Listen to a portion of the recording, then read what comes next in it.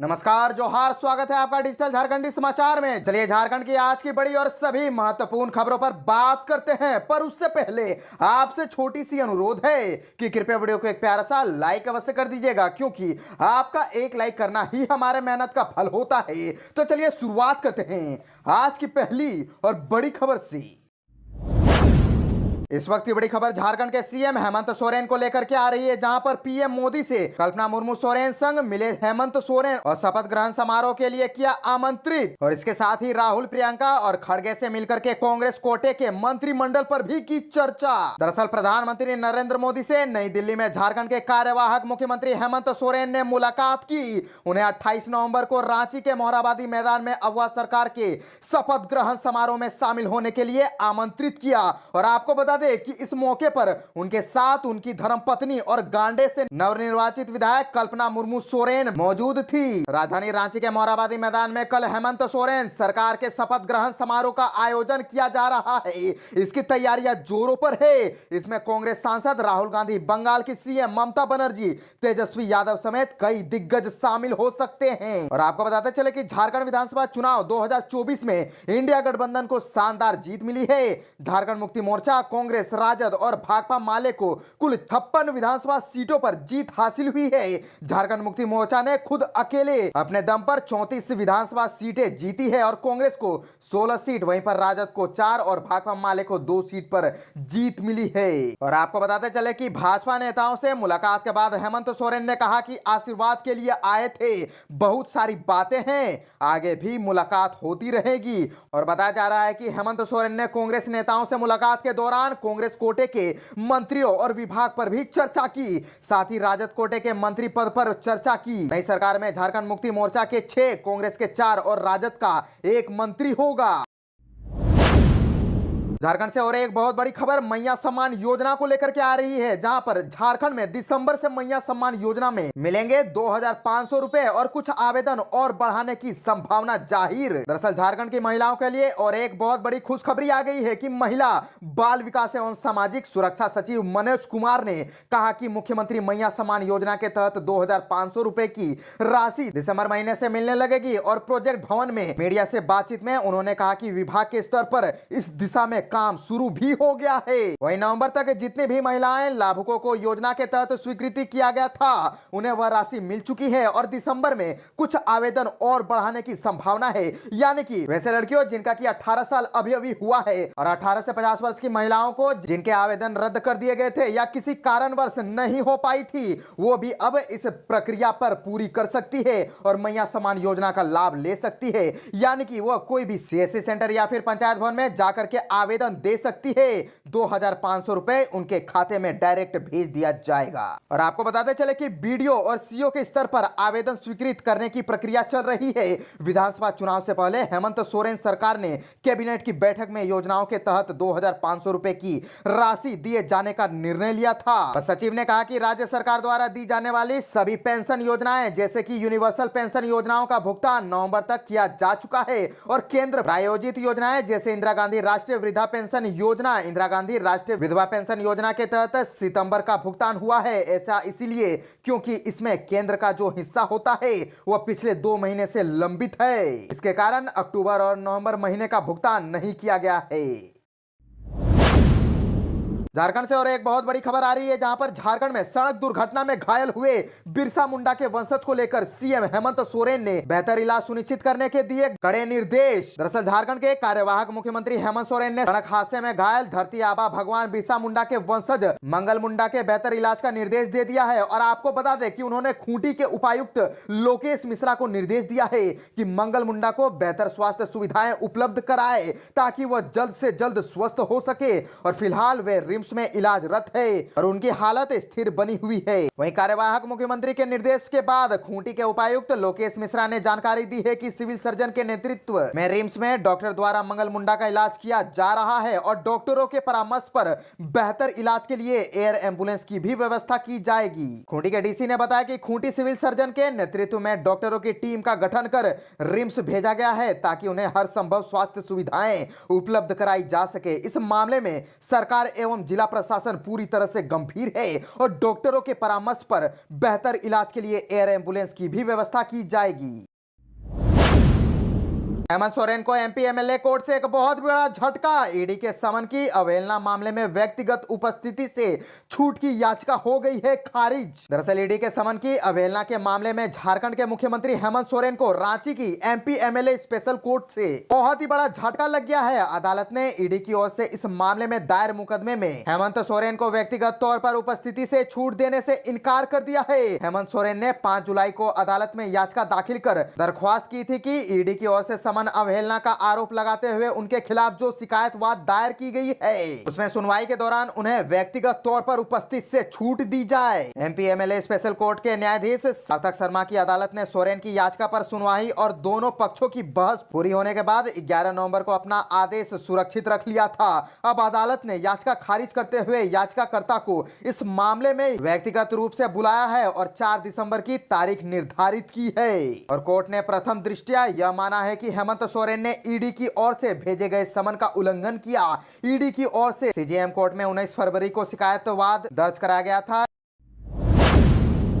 झारखंड से और एक बहुत बड़ी खबर आ रही है जहां पर हेमंत सोरेन सरकार की पहली कैबिनेट में हो सकता है बहुत बड़े अहम फैसले और मैया सम्मान योजना को लेकर के आ गई है और एक बहुत बड़ा नया अपडेट। दरअसल नई सरकार के शपथ ग्रहण के तुरंत बाद होने वाली पहली कैबिनेट की बैठक में कोई बड़ा प्रस्ताव लाए जाने पर मंथन चल रहा है। इस प्रस्ताव में गठबंधन द्वारा जारी किए गए घोषणा पत्र को प्राथमिकता देने की बात कही जा रही है। गठबंधन के एक वरिष्ठ नेता के अनुसार चुनाव के दौरान गठबंधन द्वारा एक वोट 7 गारंटी जारी की गई थी। इसमें एक गारंटी राज्य के हर गरीब परिवार को गैस सिलेंडर 450 रुपए में उपलब्ध कराने की बात है। यानी कि शपथ ग्रहण के बाद जब कैबिनेट की पहली बैठक होगी तो उसमें गरीबों को लेकर के सिलेंडर को लेकर के एक बहुत बड़ा अहम फैसला हो सकता है, जहां पर गरीबों को 450 रुपए में गैस सिलेंडर दिया जाएगा। और सरकार आचार संहिता लागू होने के ठीक पहले हुई अंतिम कैबिनेट की बैठक में मैया सम्मान योजना की राशि 2500 रुपए किए जाने का प्रस्ताव पारित कर चुकी थी। इसे दिसंबर से लागू किया जाना है। मुख्यमंत्री भी जनता के लिए कोई बड़ी राहत की योजना ला करके आभार व्यक्त करना चाहते हैं। सरकार इस पर मंथन कर रही है और इसके अलावा 7 गारंटी पर चर्चा हो रही है। आपको बताते चले कि इन 7 गारंटी में से पहला गारंटी 1932 आधारित स्थानीयता की है, जहां पर 1932 के खतियान पर आधारित स्थानीयता नीति लाने, सरना धर्म कोड को लागू करवाने के साथ साथ क्षेत्रीय भाषा संस्कृत के संरक्षण को संकल्पित है। और साथ ही इसके साथ दूसरी गारंटी मैया सम्मान योजना को लेकर के है, जहां पर दिसंबर 2024 से मैया सम्मान योजना के अंतर 2500 रुपए की सम्मान राशि दी जाएगी। इसके साथ तीसरी गारंटी सामाजिक न्याय की लेकर के है, जहां पर एसटी को 28%, वहीं एससी को 12% और ओबीसी को 27%, अल्पसंख्यक के हितों का संरक्षण करने हेतु संकल्पित और पिछड़ा वर्ग कल्याण मंत्रालय के गठन हेतु संकल्पित। वहीं चौथी गारंटी खाद्य सुरक्षा को लेकर के है, जहां पर राशन वितरण 7 किलो प्रति व्यक्ति किया जाएगा। यानी कि अभी जो बीपीएल के 5 किलो राशन दिया जा रहा है वह 7 किलो कर दिया जाएगा हर एक व्यक्ति के ऊपर। और साथ ही गैस सिलेंडर राज्य के हर गरीब परिवार को 450 रुपए में दिया जाएगा। वहीं पर 5वीं गारंटी रोजगार एवं स्वास्थ्य सुरक्षा को लेकर के है, जहां पर झारखंड के 10 लाख युवक युवतियों को नौकरी एवं स्वरोजगार उपलब्ध कराया जाएगा और 15 लाख रुपए तक पारिवारिक स्वास्थ्य बीमा किया जाएगा। और इसके साथ छठी शिक्षा को लेकर के भी एक बहुत बड़ी गारंटी दी गई है। इसको लेकर के भी कैबिनेट में एक फैसला पारित हो सकता है, जहां पर राज्य की सभी प्रखंडों में डिग्री कॉलेज तथा जिला मुख्यालयों में इंजीनियरिंग, मेडिकल कॉलेज और यूनिवर्सिटी की स्थापना की जाएगी। और साथ ही रोजगार के अवसर उपलब्ध कराने हेतु औद्योगिक प्रोत्साहन नीति लाते हुए राज्य के सभी जिला मुख्यालयों में 500 एकड़ का औद्योगिक पार्क बनाया जाएगा। और बात करें 7वीं गारंटी की, जो कि इंडिया गठबंधन के द्वारा दी गई थी, जहां पर 7वीं गारंटी किसान कल्याण को लेकर के है। धान के एमएसपी को 2400 रुपए से बढ़ा करके 3200 रुपए करने के साथ साथ ला, तसर, करंजे, इमली, महुआ, चिरौंजी, साल, बीज आदि के समर्थन मूल्य में 50% तक की वृद्धि की जाएगी। झारखंड से और एक बहुत बड़ी खबर 8वीं के विद्यार्थियों को लेकर के आ रही है, जहां पर 8वीं कक्षा की बोर्ड परीक्षा के लिए ऑनलाइन आवेदन शुरू हो चुके हैं। झारखंड एकेडमिक काउंसिल ने कहा कि कक्षा 8 बोर्ड परीक्षा का फॉर्म ऑनलाइन भरा जाएगा और 26 नवंबर से 7 दिसंबर तक डीईओ द्वारा ऑनलाइन माध्यम से विद्यालय का अनुमोदन किया जाएगा। वहीं 26 नवंबर से 20 दिसंबर तक ऑनलाइन परीक्षा आवेदन प्रपत्र जमा किया जा सकेगा। विद्यालय प्रधान यूजर आईडी व पासवर्ड का उपयोग कर आवेदन प्रपत्र भरेंगे। जैक सचिव ने कहा कि काउंसिल की वेबसाइट पर आवेदन प्रपत्र भरने संबंधी निर्देश उपलब्ध है। इसका अवलोकन कर परीक्षा आवेदन प्रपत्र समय पर भरना सुनिश्चित किया जाना चाहिए और जिला शिक्षा पदाधिकारी यानी कि डीईओ द्वारा अनुमोदित विद्यालयों के छात्र छात्राओं ही कक्षा 8 की बोर्ड परीक्षा 2025 में शामिल होने के योग्य माने जाएंगे। डीईओ के अनुमोदन के बाद ही पूर्व में उपलब्ध कराए गए यूजर आईडी व पासवर्ड का उपयोग करते हुए परीक्षा आवेदन प्रपत्र भरा जा सकेगा। नए विद्यालय डीईओ कार्यालय के माध्यम से यूजर आईडी व पासवर्ड प्राप्त करने के लिए जेक से अनुरोध करेंगे। शर्तों की पूर्ति के आलोक में जेक के पोर्टल में अनुमोदन दिया जाना आवश्यक होगा। झारखंड से और एक बहुत बड़ी खबर आ रही है, जहां पर जीत के बाद हेमंत सोरेन केजरीवाल से की मुलाकात। विधानसभा चुनाव में जीत दर्ज करने के बाद झारखंड के भावी मुख्यमंत्री हेमंत सोरेन दिल्ली दौरे पर हैं। आम आदमी पार्टी के राष्ट्रीय संयोजक अरविंद केजरीवाल से उनके आवास पर जाकर के मुलाकात की। इस मौके पर हेमंत सोरेन की पत्नी कल्पना मुर्मू सोरेन भी मौजूद थी। मेल मुलाकात के बाद दोनों नेताओं ने एक संक्षिप्त प्रेस ब्रीफिंग को संबोधित किया। इसमें हेमंत सोरेन ने अपने दिल्ली दौरे का एजेंडा भी बताया और आपको बताते चले कि हेमंत सोरेन ने कहा कि हम यहां अरविंद केजरीवाल के आवास पर हैं। झारखंड के चुनाव के बाद इंडिया गठबंधन की नई सरकार का गठन होना है। यह प्रक्रिया 28 नवंबर से शुरू होगी। आज मैं अरविंद केजरीवाल जी के निवास स्थान पर उन्हें शपथ समारोह के लिए आमंत्रण देने आया हूं। हमने इंडिया गठबंधन के नेताओं को आमंत्रित किया है। मैं इसी सिलसिले में दिल्ली में हूं। और आपको बताते चले कि प्रेस को संबोधित करते हुए हेमंत सोरेन ने यह भी कहा कि हमने प्रधानमंत्री मोदी और केंद्रीय गृह मंत्री अमित शाह से भी इस कार्यक्रम में शामिल होने की गुजारिश की है। जीत के बाद अभी शिष्टाचार मुलाकातें चल रही है। सरकार को लेकर के आगे बातें जारी रहेंगी। और वहीं अरविंद केजरीवाल ने कहा कि मैं सबसे पहले हेमंत सोरेन जी को झारखंड चुनाव में जीत के लिए बहुत बहुत बधाई देना चाहता हूं। हेमंत सोरेन जी ने जिस तरह से चुनाव लड़ा, उन्हें जेल में डाला गया, फिर वह वापस आए, संघर्ष किया और चुनाव लड़ा, वह हम सबके लिए प्रेरणादायी है। हेमंत और कल्पना जी आज मेरे आवास पर आए हैं। उनका मैं तहे दिल से शुक्रिया अदा करता हूं। उनका स्वागत है।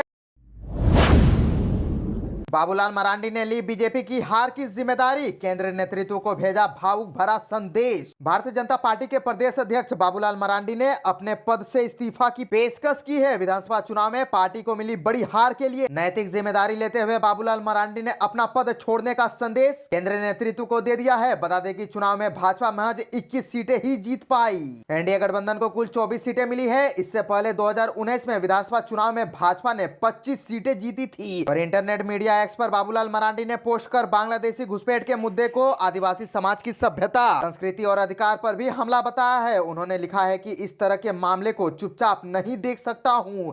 चुनाव परिणाम चाहे जो भी हो, मैं अपना संपूर्ण समय और ऊर्जा अपने लोगों को जागरूक करने और उन्हें सशक्त बनाने में लगाऊंगा, ताकि कोई भी हमारी जल जंगल जमीन की तरफ आंख उठाकर न देख सके। झारखंड सरकार के पूर्व मंत्री और जमशेदपुर पश्चिम से जनता दल के नवनिर्वाचित विधायक सरयू राय ने कहा कि भाजपा को हेमंत सोरेन की सरकार गिराने का प्रयास नहीं करना चाहिए था। यह विधानसभा चुनाव में पार्टी की हार की एक बड़ी वजह बनी, क्योंकि लोगों के बीच इससे गलत संदेश गया।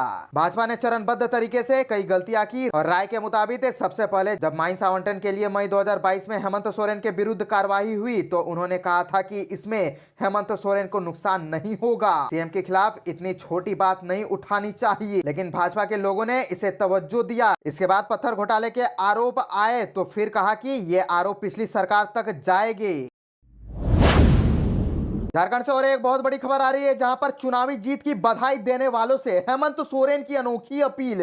बोले मुझे बुके नहीं किताबें भेंट करे। दरअसल झारखंड विधानसभा चुनाव में जीत दर्ज करने के बाद झारखंड मुक्ति मोर्चा प्रमुख और सीएम हेमंत सोरेन को बधाई देने वालों का तांता लगा हुआ है। उन्होंने बधाई देने वालों से एक अनोखी अपील की है। हेमंत सोरेन ने कहा कि मुझे बधाई देने आने वाले बुके नहीं किताबें भेंट करे। पूरे देश से मिल रही शुभकामनाओं के लिए सभी का हृदय से धन्यवाद। 2019 की तरह पुनः सभी से अनुरोध करूंगा कि अगर आप मुझसे मिलने आ रहे हैं तो बुके की जगह बुक अर्थात किताबें दें। और आपको बताते चले कि उन्होंने एक्स हैंडल पर पोस्ट में लिखा कि देश भर से मुझे मिल रही शुभकामनाओं के लिए मैं सभी का तहे दिल से शुक्रिया अदा कर रहा हूं। 2019 की तरह मैं सभी से अनुरोध करूंगा कि अगर आप मुझसे मिलने आ रहे हैं तो गुलदस्ते के बजाय मुझे किताबें दें। और उन्होंने ये भी कहा कि जब मैं जेल में था तो मुझे आप सभी द्वारा उपहार में दी गई पुस्तकों को पढ़ने के लिए बहुत समय मिला, इसके लिए सभी को धन्यवाद।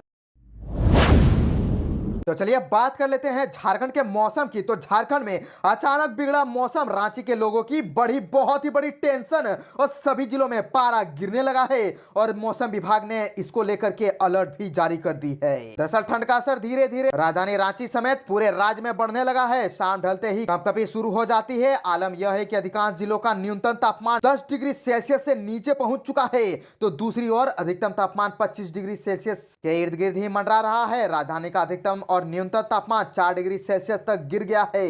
वहीं मौसम विज्ञान केंद्र रांची द्वारा जारी पूर्वानुमान की बात करें तो राज्य में अगले 5 दिनों के दौरान न्यूनतम तापमान में बड़े बदलाव की संभावना नहीं है और साथ ही सुबह में कोहरा और धुंध और इसके बाद में आंशिक बादल छाए रहने का पूर्वानुमान जारी किया गया है। और रांची समेत पूरे राज्य में यह स्थिति 1 दिसंबर तक बनी रहेगी। ठंड से आम जनजीवन परेशान होने लगा है। देर रात ठिठुरन बढ़ने लगी है। बता दें कि सुबह और देर शाम धीमी धीमी बह रही पछुआ हवा ने तापमान को गिरा दिया है।